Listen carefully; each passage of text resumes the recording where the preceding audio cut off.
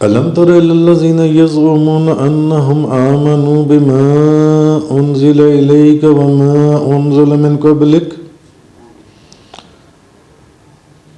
جو آپ کی طرف نازل کی گئی اور ان کتابوں پر بھی ایمان لائے جو آپ سے پہلے نازل کی گئی تھیں، نازل کی گئی ہیں۔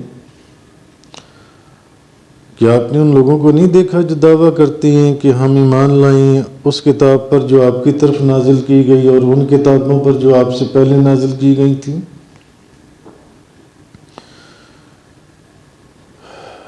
اصل میں وہ چاہتی ہیں، یریدون ان یتحاکموا الی الطاغوت وقد امروا ان یکفروا بہ، وہ چاہتے ہیں کہ اپنے مقدمے طاغوت کے پاس لے جائیں۔ وقد امروا ان یکفروا بہ، حالانکہ انہیں حکم دیا گیا تھا کہ وہ طاغوت کا انکار کریں۔ وَيُرِيدُ الشَّيْطَانُ أَن يُضِلَّهُمْ ضَلَالًا بَعِيدًا، شیطان یہ چاہتا ہے کہ انہیں گمراہ کر کے بہت دور کی گمراہی میں ڈال دے۔ تو کیا آپ نے ان لوگوں کو نہیں دیکھا جو یہ دعویٰ کرتے تھے کہ وہ اس کتاب پر ایمان لائے جو آپ پر نازل کی گئی اور ان کتابوں پر بھی ایمان لائے جو آپ سے پہلے نازل کی گئی تھیں؟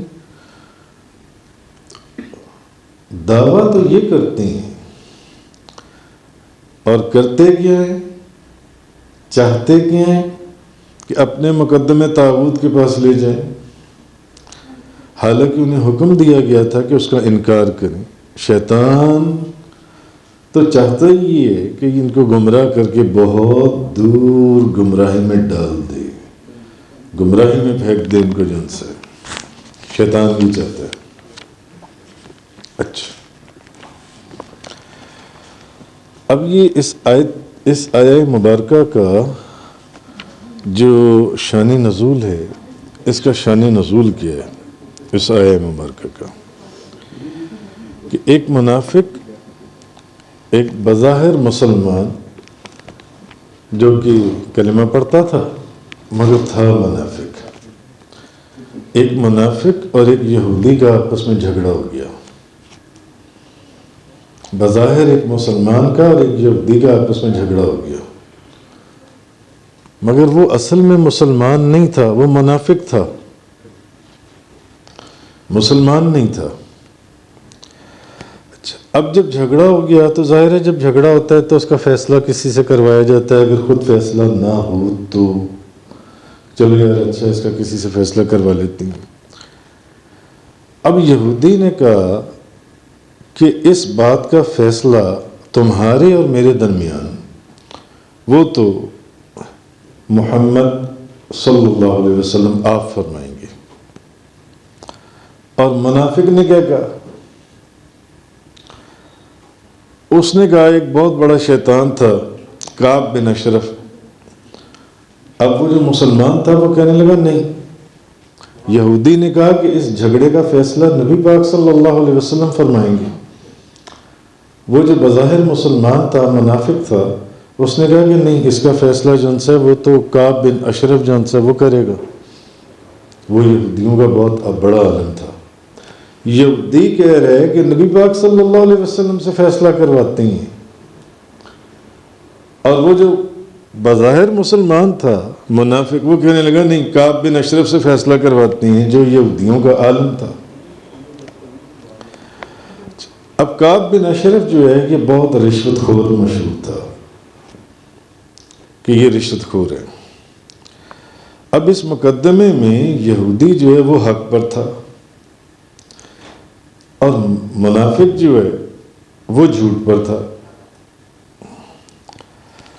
اب یہودی جو ہے وہ چاہتا تھا کہ یہ فیصلہ نبی کریم صلی اللہ علیہ وسلم کے پاس جائے، اور منافق جو ہے وہ یہ چاہتا تھا کہ یہ فیصلہ یہودیوں کے عالم کعب بن اشرف کے پاس جائے، کیونکہ وہ جو بظاہر مسلمان منافق تھا اس کو یہ معلوم تھا، اس کو پتا تھا کہ نبی کریم صلی اللہ علیہ وسلم کی بارگاہ میں جو حق کا فیصلہ ہوگا وہ کر دیا جائے گا۔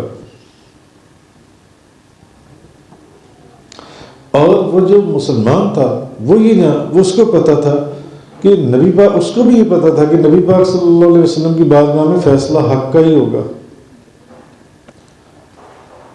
تو اب کیا کیا جائے؟ تو وہ مسلمان کہنے لگا کہ کعب بن اشرف کے پاس چلتے ہیں، وہ رشوت خور تھا، کچھ دے دلا کر فیصلہ اس سے اپنے حق میں کروا لیں گے۔ مگر یہودی اڑ گیا، اس نے کہا نہیں، اس نے کہا قطعاً بھی نہیں، فیصلہ جو ہے وہ نبی کریم صلی اللہ علیہ وسلم ہی کریں گے۔ وہ اڑ گیا، اس بار یہودی اڑ گیا، اور وہ جو منافق تھا بظاہر مسلمان وہ اصرار پہ تھا۔ اب جب اس نے دیکھا کہ مسئلہ حل نہیں ہو رہا تو تھک کھا کر اس نے کہا اچھا چلو ٹھیک ہے، محمد صلی اللہ علیہ وسلم، نبی پاک صلی اللہ علیہ وسلم کی بارگاہ میں چلتے ہیں۔ اب نبی پاک صلی اللہ علیہ وسلم نے جب دونوں کا سارا معاملہ سنا تو حضور نے جو فیصلہ تھا یہودی کے حق میں کر دیا۔ انہوں نے کہا یہودی سچا ہے اور یہ منافق، یہ جھوٹ بول رہا ہے، اس کے خلاف فیصلہ کر دیا۔ اب جب وہاں سے باہر نکلے، یہودی نے کہا کہ ہاں بھیا فیصلہ ہو گیا، ٹھیک ہے، میں سچا ہوں اور تم جھوٹے۔ وہ کہنے لگا نہیں، وہ جو معاذ اللہ استغفر اللہ جو بظاہر مسلمان بنا ہوا تھا وہ کہنے لگا نہیں، مجھے یہ فیصلہ، میں اس فیصلے سے راضی نہیں ہوں، استغفر اللہ من ذلک۔ اس نے کہا مجھے نبی کریم صلی اللہ علیہ وسلم کے اس فیصلے کو نہیں ماننا۔ اس نے کہا میرے اور تمہارے درمیان جو فیصلہ ہے نا وہ حضرت عمر کریں گے، حضرت فاروق اعظم وہ کریں گے۔ یہودی نے کہا کہ تمہارے حضرت عمر کے بھی جو پیشوا ہیں، بادشاہ ہیں، انہوں نے جب فیصلہ کر دیا، اس نے کہا نہیں، حضرت عمر کریں گے۔ اس نے کہا چلو ٹھیک ہے آ جاؤ، حضرت عمر کے پاس چلے گئے۔ اب یہودی نے حضرت عمر کو اور اس منافق نے سارا معاملہ بتایا، مگر یہودی نے حضرت عمر فاروق کو یہ بتا دیا کہ میں آپ کو یہ بتا دوں کہ نبی کریم صلی اللہ علیہ وسلم اس کا فیصلہ میرے حق میں دے چکی ہیں۔ تو حضرت عمر فاروق نے پوچھا کہ بھی اگر تمہارے حق میں دے چکے ہیں تو پھر یہاں کیوں آئے؟ اس نے کہا اس لیے کہ یہ جو بظاہر مسلمان ہے یہ کہتا ہے کہ نہیں، مجھے محمد صلی اللہ علیہ وسلم، مجھے ان کا فیصلہ نہیں ماننا، مجھے حضرت عمر فاروق کے پاس چلو، ان سے فیصلہ کرواتے ہیں۔ تو حضرت عمر فاروق نے اس سے پوچھا، اس نے کہا کہ کیا یہ جو یہودی کہہ رہا ہے ایسا ہی ہے؟ اس نے کہا ہاں ایسا ہی ہے، نبی پاک صلی اللہ علیہ وسلم نے جو فیصلہ کیا وہ مجھے منظور نہیں ہے۔ حضرت عمر فاروق فرمانے لگے اچھا چلو ٹھہرو، تھوڑی دیر انتظار کرو، تو میں آتا ہوں، پھر میں آ کر اس کا فیصلہ کر دیتا ہوں۔ تو حضرت عمر فاروق اپنے گھر کے اندر گئے، تلوار لے کر آئے، اور بظاہر وہ جو مسلمان بنا ہوا تھا، کیونکہ اگر مسلمان ہوتا تو نبی پاک صلی اللہ علیہ وسلم کے فیصلے کے اوپر اپنی گردن کو جھکا دیتا۔ حضرت عمر فاروق نے اس کا سر قلم کر دیا۔ تو پھر اس منافق کے جو گھر والے ہیں انہوں نے نبی پاک صلی اللہ علیہ وسلم سے حضرت عمر فاروق کی شکایت کی، تو نبی پاک صلی اللہ علیہ وسلم نے حضرت عمر سے پوری تفصیل پوچھی۔ تو حضرت عمر نے پھر عرض کیا کہ یا رسول اللہ کہ میں نے اس کی جو گردن کاٹی ہے وہ اس لیے کہ اس نے آپ کی حکم کو ماننے سے تسلیم نہیں کیا تھا۔ ابھی یہ بات ہو ہی رہی تھی، تفسیر کبیر کے اندر ہے کہ حضرت جبریل علیہ السلام نازل ہوئے اور کہا یا رسول اللہ عمر جو ہیں یہ فاروق ہیں، فرق کرنے والے حق اور باطل کا، سچ اور جھوٹ کا۔ تو اس دن سے پھر حضرت نبی کریم صلی اللہ علیہ وسلم نے حضرت عمر کو فرمایا کہ تم فاروق ہو۔ تب سے پھر فاروق اعظم، یعنی فاروق یا ایسے فاروق جو سب سے بڑے اعظم، سب سے بڑے، حضور نے فرمایا تم فاروق۔ تو اس قول کی بنا پر یہ جو اس میں طاغوت کا ذکر تھا کہ یہ کعب بن اشرف یہودی اس سے مراد تھا، تو یہ جو آیہ کریمہ ہے یہ وہاں اس موقع کے اوپر نازل کی گئی۔ آگے فرمایا وَإِذَا قِيلَ لَهُمْ تَعَالَوْا إِلَى مَا أَنزَلَ اللَّهُ وَإِلَى الرَّسُولِ، اور جب ان سے کہا جاتا ہے کہ آؤ اس کتاب کی طرف جس کو اللہ نے نازل کیا ہے اور رسول کی طرف، رأیت المنافقین یصدون عنک صدودا، تو آپ دیکھتی ہیں کہ منافق آپ سے اعراض کرتے ہوئے کترا کر نکل جاتی ہیں. یعنی کہ جب ان کو کہا جاتا ہے کہ آؤ نا اس رسول کی طرف، ابھی تو تم خود کہتے ہو کہ ہم اس کتاب پر بھی ایمان لائے جس پر جو آپ پر نازل ہوئی، اور اس کتاب پر بھی ایمان لائے جو آپ سے پہلے، ان کتابوں پر بھی جو آپ سے پہلے نازل کی گئیں، تو پھر آؤ نا اس رسول کے پاس. مگر اللہ پاک نے کیا فرمایا؟ رأیت المنافقین یصدون عنک صدودا، منافق جو ہیں یہ کتراتے ہوئے ایک طرف سے نکل جاتی ہیں. فَكَيْفَ إِذَا أَصَابَتْهُمْ مُصِيبَةٌ بِمَا قَدَّمَتْ أَيْدِيهِمْ، اس وقت کیا حال ہوگا جب ان کے ہاتھوں کے کرتوتوں کی وجہ سے ان پر کوئی مصیبت ٹوٹے گی. ثُمَّ جَاءُوكَ يَحْلِفُونَ بِاللَّهِ إِنْ أَرَدْنَا إِلَّا إِحْسَانًا وَتَوْفِيقًا. ثُمَّ جَاءُوكَ يَحْلِفُونَ بِاللَّهِ إِنْ أَرَدْنَا إِلَّا إِحْسَانًا وَتَوْفِيقًا. تو اس وقت کیا حال ہوگا جب ان کے ہاتھوں کے کرتوتوں کی وجہ سے ان پر کوئی مصیبت ٹوٹ پڑے، پھر یہ آپ کے پاس اللہ کی قسمیں کھاتے بھی آئیں گے کہ ہمارا تو ماں سوائے نیکی اور بھائی چارے موافقت کے اور کوئی ارادہ ہی نہیں تھا. اس وقت پھر یہ اس نیت سے جو ان سے یہ پھر آپ کے پاس آتے ہیں. یعنی جب مسلمان منافقوں سے کہتے تھے کہ آؤ اپنے مقدمے کا فیصلہ نبی پاک صلی اللہ علیہ وسلم سے کروا لو، تو وہ کترا کے نکل جاتے تھے. اس میں منافق بھی تھے. تو اصل چیز یہ تھی کہ بھئی تم خود تو کہتے ہو کہ ہم اس پر ایمان لائے جو آپ پر نازل ہوا اور جو آپ سے پہلے نازل کیا گیا، مگر پھر جب آپ کی بارگاہ میں جانے کی بات آتی ہے تو کتراتے ہو. تو خیر، اب جس شخص کو حضرت عمر فاروق نے قتل کیا تھا، جس شخص کو، اب اس کا قصاص لینے کے لیے اس کے گھر والے آ گئے اور پہلے معذرت کر کے کہنے لگے کہ ہم نے جو حضرت عمر سے فیصلہ کروایا اس سے ہمارا مقصد یہ تھا کہ اس منافق کے ساتھ نیک سلوک ہو اور اس منافق اور اس کے مخالف یہودی کے درمیان صلح ہو جائے. اب وہ جو بندہ قتل کیا تھا حضرت عمر فاروق نے، اس کے گھر والے آ کر نبی پاک صلی اللہ علیہ وسلم کو کہنے لگے ہم تو یہ چاہتے تھے کہ صلح ہو جائے، آپس میں سلوک ہو جائے. تو اب اس منافق جو اس میں مصیبت کا لفظ آیا، وہ اس منافق کو قتل کیا جانے گا جب ان کو مصیبت پڑتی ہے پھر آ کر قسمیں کھاتی ہیں. اچھا، اب اللہ تعالیٰ نے فرمایا کہ ان منافقوں کے دلوں میں جو شر اور فتنہ ہے اللہ اس کو جانتا ہے.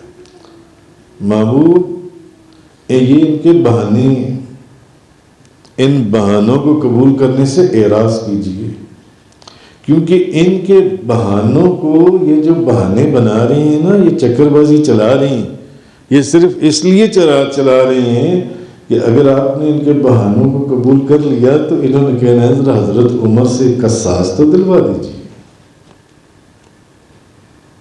قتل کا بدلہ تو پھر قتل ہے. اور جو رسول اللہ صلی اللہ علیہ وسلم کا فیصلہ نہ مانے، اصل میں اللہ پاک نے یہ فرمایا کہ اس کا خون ایسا ہی اس کو قتل کر دیا جانا ہی بہتر تھا جو ان سے، اور اس کا کوئی قصاص نہیں ہے. تو پھر اللہ نے فرمایا کہ ان کو زبان سے نصیحت کیجیے تاکہ ان کا نفاق جو ہے وہ دور ہو جائے. اولئک الذین یعلم اللہ ما فی قلوبہم، یہ وہ لوگ ہیں کہ اللہ جانتا ہے جو کچھ ان کے دلوں میں ہے. فَأَعْرِضْ عَنْهُمْ وَإِذْهُمْ وَقُلْ لَهُمْ فِي أَنفُسِهِمْ قَوْلًا بَلِيغًا. یہ وہ لوگ ہیں کہ اللہ جانتا ہے جو کچھ ان کے دلوں میں ہے، آپ ان سے اعراض کیجیے.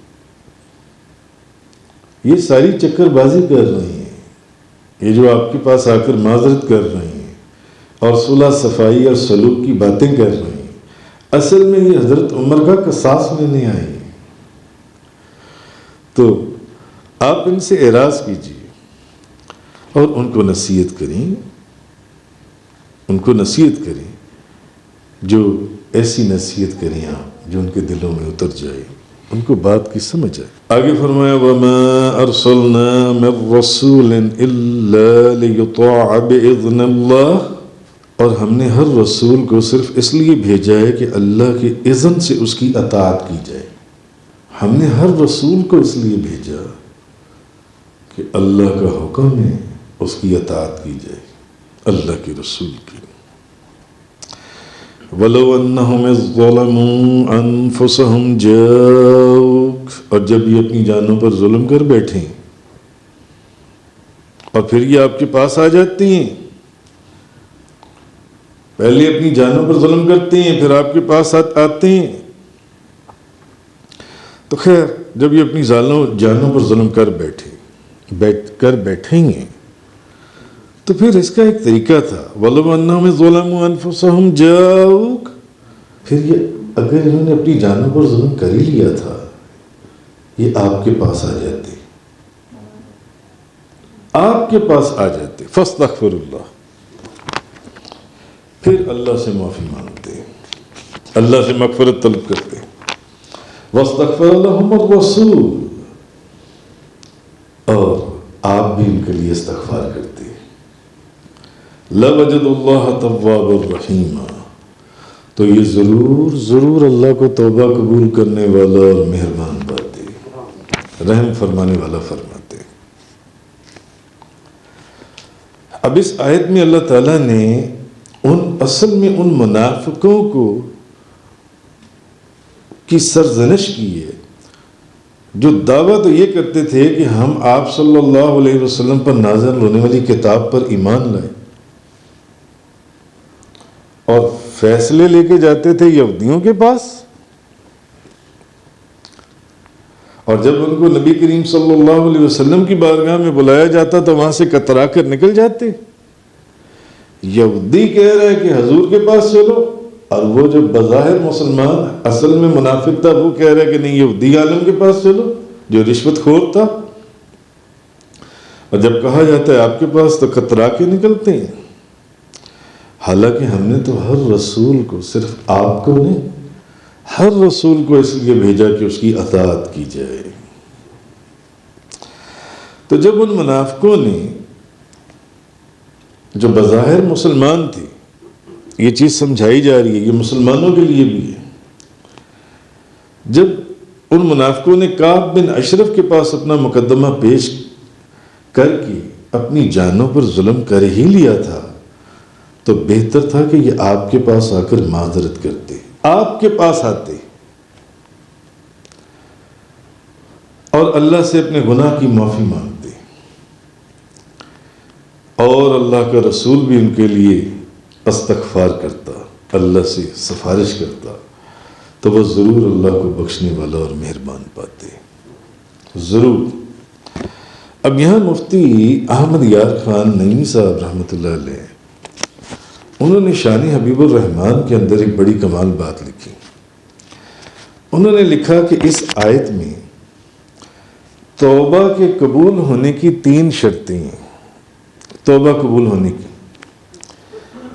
اس آیت کے اندر وہ فرماتے ہیں اس آیت میں توبہ قبول ہونے کی 3 شرطیں بیان ہوئی ہیں۔ پہلی کیا کہ حضور تاجدار دو جہاں نبی کریم صلی اللہ علیہ وسلم کی بارگاہ میں حاضری، ان کی بارگاہ میں حاضر ہو جاؤ۔ جب اپنی جانوں پر ظلم کر بیٹھو، اتنا ظلم کر لو کہ اب تمہیں بخشش کی صورت نظر نہ آئے، آ جاؤ۔ اس آیت میں کیا فرمایا؟ میرے محبوب کی بارگاہ میں آ جاؤ۔ اچھا، دوسرا یہ کہ اگر اپنے گناہ سے توبہ کرنی ہے تو میرے محبوب کے در دولت پر حاضر ہو جاؤ، ان کی بارگاہ میں حاضر ہو جاؤ، ان کی بارگاہ میں جا کے توبہ کرو۔ اور تیسرا یہ کہ پھر صرف یہ نہیں ہے، پھر یہ کہ حضور نبی کریم صلی اللہ علیہ وسلم میرا محبوب بھی ان کی شفاعت فرما دے، ان کی بھی ریکمنڈیشن، انٹرسیشن ان کو حاصل ہو جائے کہ حضور کا شفاعت فرمانا، تو اگر یہ تینوں باتوں میں سے ایک بات بھی نہیں پائی جائے گی تو پھر توبہ کی امید نہیں ہے۔ مفتی احمد یار خان نعیمی صاحب رحمۃ اللہ علیہ اس آیت کے اندر یہ 3 نقطے بیان کرتے ہیں کہ ایک تو یہ کہ میرے محبوب کی بارگاہ میں حاضر ہو جاؤ جب اللہ سے 100% توبہ قبول کروانی ہو، 100% اللہ سے توبہ قبول کروانی ہو، وہاں جا کر ان کی بارگاہ میں اپنے گناہ کی توبہ کرو، اور تیسرا یہ کہ پھر میرا محبوب بھی تمہاری شفاعت فرما دے، وہ بھی تمہاری سفارش فرما دے۔ اچھا، اب اس آیت سے ایک بات تو یہ پتہ چلی کہ نبی کریم صلی اللہ علیہ وسلم بارگاہ الہی کے وکیل مطلق ہیں، یعنی اللہ تعالیٰ نے آپ کو all in all power of attorney عطا فرمائی ہے۔ بارگاہ الہی کے وکیل مطلق ہیں۔ گناہ کس کا کیا؟ جی گناہ کس کا کیا؟ گناہ تو کیا رب کا، چوری کی، زنا کیا، شراب پی، رشوت لی، تو نافرمانی کس کی؟ خدا کی۔ گناہ تو کیا رب کا، مگر جاؤ کہاں؟ میرے محبوب کی بارگاہ، میرے محبوب کی بارگاہ میں۔ ایک بندہ آپ کی نافرمانی کرتا ہے، آپ کے ساتھ بدتمیزی کرتا ہے، آپ کے ساتھ کوئی گستاخی کرتا ہے، تو وہ معافی کس سے مانگے گا؟ بدتمیزی آپ کے ساتھ کرے، نافرمانی آپ کی کرے، اور معافی جا کر اس سے مانگنا شروع ہو جائے؟ ایسا نہیں ہوتا۔ جس کا گناہ، جس کی نافرمانی، جس کے ساتھ بدتمیزی کی ہے، معافی بھی اسی سے مانگنی پڑے گی۔ مگر اللہ کے محبوب کی بارگاہ کا قانون ہی کچھ اور ہے۔ گناہ تو کیا رب کا، اللہ کی بارگاہ میں نافرمانی کی، مگر جاؤ کہاں؟ میرے محبوب کی بارگاہ میں چلے جاؤ۔ جرم تو کیا حکومت کا، جاؤ کہاں؟ وکیل کے پاس یا عدالت کے جج کے پاس، کیونکہ بغیر وکیل کے دنیا کی کچہری میں کوئی نہیں پوچھتا۔ کوئی بغیر وکیل کی عدالت میں چلا جائے جس کا کوئی وکیل نہ ہو، کون عدالت میں پوچھے گا؟ رسوا ہوگا۔ جی، تو اللہ کی عدالت میں بغیر محبوب کے کون پوچھے گا؟ جو اللہ کے محبوب کو چھوڑ کر اللہ کے محبوب کو بائی پاس کرتے ہوئے ڈائریکٹ جانے کی کوشش کرے گا، نہ، اس آیت میں یہ نہیں فرمایا گیا۔ اچھا، دوسرا اس آیت سے ایک بات اور بھی سمجھ میں آئی کہ گناہ تو کیا رب کا، اور جاؤ کہاں؟ میرے محبوب کے دروازے پر، میرے محبوب کی بارگاہ پر چلے جاؤ۔ اس سے بات یہ سمجھ آئی کہ تاجدار دو جہاں، شاہ سوار لامکان، نبی پاک صلی اللہ علیہ وسلم کا دروازہ خدا کا ہی دروازہ ہے۔ گناہ میرا کیے، جاؤ میرے محبوب کے دروازے کے اوپر۔ وَلَوْ أَنَّهُمْ ظَلَمُوا أَنفُسَهُمْ جَاءُوكَ، ادھر نہ آنا، دفع ہو جاؤ۔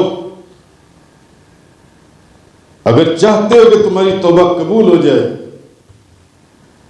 ایک طرف کہتے ہو کہ ہم اس کتاب کے اوپر ایمان لائے جو آپ کے اوپر نازل کی گئی،